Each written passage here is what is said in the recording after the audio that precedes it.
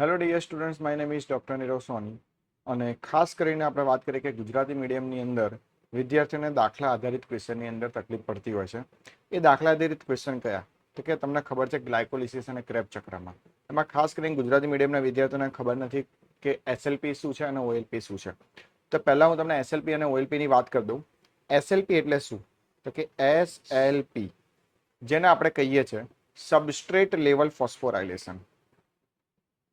Substrate level phosphorylation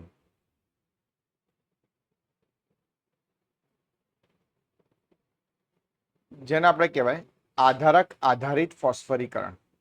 જેને આપણે ખાસ કરીને કહીએ છીએ આધારક આધારિત ફોસ્ફરીકરણ અથવા ફોસ્ફોરાયલેશન. ફોસ્ફરીકરણ અથવા ફોસ્ફોરાયલેશન એનો મિનિંગ શું થાય? તમને ખબર જ હશે કે જ્યારે પણ કોઈ પણ ચક્રમાં કોઈ પણ સાયકલની અંદર વાત કરીએ તો કે જ્યારે તમને સીધા એટીપી દેખાય તેને આપણે એસએલપી તરીકે ઓળખીએ છીએ. સીધા એટીપી દેખાય કે તમને ખબર જ છે કે ગ્લાયકોલિસિસની અંદર વાત કરીએ તો કે ગ્લાયકોલિસિસમાં તમે ઉપરના બે સ્ટેપમાં ખાસ તમે દેખતા હશો તો કે ઉપર -1 એટીપી -1 એટીપી એટલે 2 એટીપી માઇનસ લોસ થાય છે. તે આધારિત થયું. તમને ખબર છે કે પીજીએલ માંથી 1,3 બીપીજીએ બને છે. તો એ થયું પીજીએલ માંથી 1,3 બીપીજીએ બનતું હોય તો એને આપણે કહેવાય ઓક્સિડેટિવ લેવલ ફોસ્ફોરાયલેશન. કારણ કે એમાં NADH2 FADH2 બરાબર. પણ ગ્લાયકોલિસિસમાં તમે દેખો તો પીજીએલ માંથી 1,3 બીપીજીએ એટલે આપણે એને કહેવાય OLP ઓક્સિડેટિવ લેવલ ફોસ્ફોરાયલેશન. એનો મિનિંગ શું થયો કે જ્યાં જ્યાં NADH2 ને જ્યાં જ્યાં FADH2 બરાબર એ ઓક્સિડેટિવ લેવલ ફોસ્ફોરાયલેશન તરીકે ઓળખીએ. તમને આ ટ્રીક બહુ ઈઝી લાગશે બરાબર. એટલે સીધા MCQ સોલ્વ થઈ જશે. OLP એટલે જ્યાં જ્યાં તમને NADH2 દેખાય અને જ્યાં જ્યાં તમને FADH2 દેખાય એને આપણે કહેવાય OLP બરાબર. એક NADH2 બરાબર એકચ્યુઅલી તમે દેખવા જાઓ તો 2.5 એટીપી છે, પણ આપણે જનરલી 3 એટીપી કાઉન્ટ કરીએ છીએ. અને એક FADH2 બરાબર 1.5 એટીપી જેને આપણે 2 એટીપી તરીકે કાઉન્ટ કરીએ છીએ બરાબર. ગ્લાયકોલિસિસમાં તમને ખબર છે કે પાગલમાંથી 1,3 બીપીજી બનતું હોય છે બરાબર, ત્યારે OLP ચાલે છે. એટલે તમને એવી ખબર પડી ગઈ. જો આપણે ગ્લાયકોલિસિસની વાત કરીએ, ગ્લાયકોલિસિસ તો કે ગ્લાયકોલિસિસમાં ઉપર -1 એટીપી ઉપર -1 એટીપી પીજીએલ માંથી 1,3 બીપીજી બને છે ત્યારે 2 NADH2 નું નિર્માણ થાય છે બરાબર. અને નીચે +2 એટીપી અને નીચે +2 એટીપી બરાબર. તો નીચે +2 ડાયરેક્ટ સીધા એટીપી દેખાય ને એ એસએલપી. જેવા સીધા એટીપી દેખાય ને બધા એસએલપી. જ્યાં NADH2 દેખાય એ OLP બરાબર. તો એવું પૂછે કે ગ્લાયકોલિસિસમાં એસએલપી થ્રુ કેટલા એટીપી મળે? તો જવાબ આવશે 4. કુલ કેટલા ચોખ્ખા એટીપી મળે એસએલપી થ્રુ? તો 4 અને ઉપરના -2 વાત કરવાના એટલે જવાબ આવશે 2. ગ્લાયકોલિસિસ દરમિયાન પ્રાપ્ત થતા એટીપીની સંખ્યા કેટલી? તો જવાબ આવશે 4 બરાબર. પણ ગ્લાયકોલિસિસનું સંપૂર્ણ ઓક્સિડેશન થાય તો અથવા તો ગ્લુકોઝનું સંપૂર્ણ ઓક્સિડેશન થતા ગ્લાયકોલિસિસ દ્વારા પ્રાપ્ત થતી એટીપીની સંખ્યા કેટલી? તો જવાબ આવશે આના 6 એટીપી અને આના 2 એટલે 10 એટીપી. પણ એવું કે ગ્લાયકોલિસિસ દ્વારા ગ્લુકોઝનું સંપૂર્ણ ઓક્સિડેશન થતા ગ્લાયકોલિસિસમાં કુલ કેટલા ચોખ્ખા એટીપી પ્રાપ્ત થાય? તો 10 અને ઉપર -2 એટલે ટોટલ કહેવાય 8. એવું પૂછે કે ગ્લાયકોલિસિસ દ્વારા પ્રાપ્ત થતા